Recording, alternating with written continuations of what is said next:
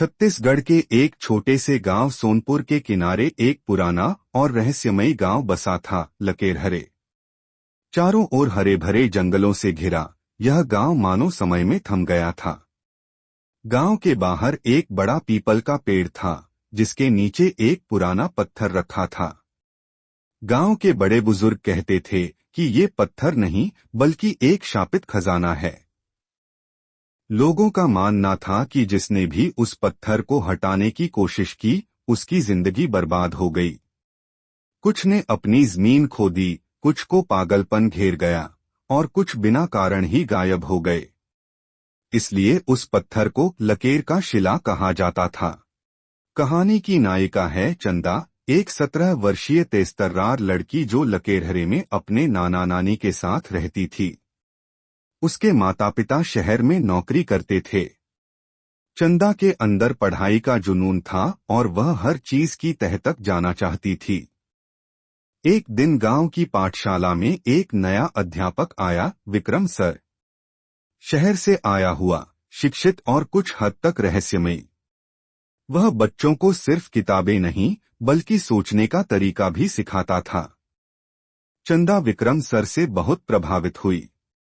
एक दिन वह पूछ बैठी, सर, ये लकेर का शिला क्या सच में शापित है? विक्रम सर ने मुस्कुराकर कहा, सच और झूठ की लकीरें अक्सर डर और कहानियों से खींची जाती हैं, चंदा। कुछ ही दिनों बाद चंदा ने गांव के पुराने दस्तावेजों को खंगालना शुरू किया। उसे पंचायत घर की अलमारी से एक पुरानी डायरी मिली, किसी राजकुमार अभिमन्यु की। डायरी में लिखा था कि सदियों पहले लकेरहरे एक समृद्ध रियासत थी। राजा अपने लोगों से प्रेम करता था, लेकिन उसका एक मंत्री भद्रसेन सत्ता का भूखा था। उसने राजा को धोखा देकर राजकोष चुराया और उसे पीपल के पेड़ के नीचे दबाकर एक तांत्रिक से शाप दिलवा दिया। राजा ने मरने से पहले वचन दिया कि जब कोई सच्चे मन से गांव के भले के लिए उस खजाने को खोलेगा, तभी शिला हटेगी। चंदा यह सब जानकर विचलित हो गई। वह सोचने लगी, क्या गांव की गरीबी, अशिक्षा और पिछड़ापन इस शिला से जुड़ा है? चंदा ने गांव की पंचायत में प्रस्ताव रखा कि वह उस शिला को हटाना चाहती है, गांव के भविष्य के लिए। बुजुर्गों ने गुस्से में कहा, बच्ची है पर शैतान बन रही है, तू हमारे गांव को बर्बाद करेगी।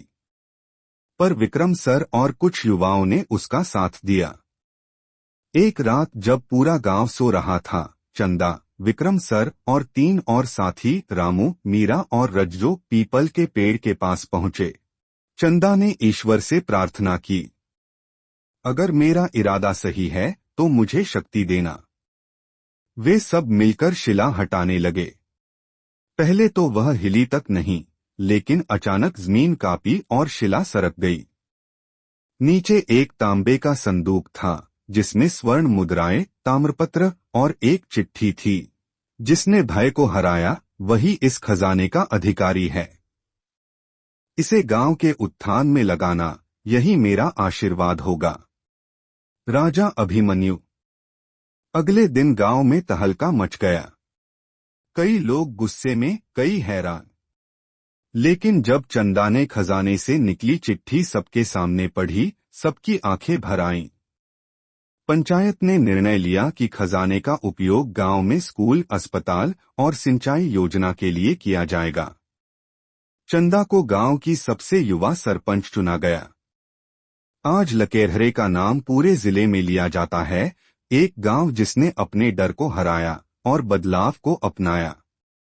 चंदा अब गांव की लड़कियों के लिए एक मिसाल बन चुकी थी। उसने सिखाया कि अंधविश्वास और भय नहीं, बल्कि शिक्षा और साहस ही सच्चा खजाना है।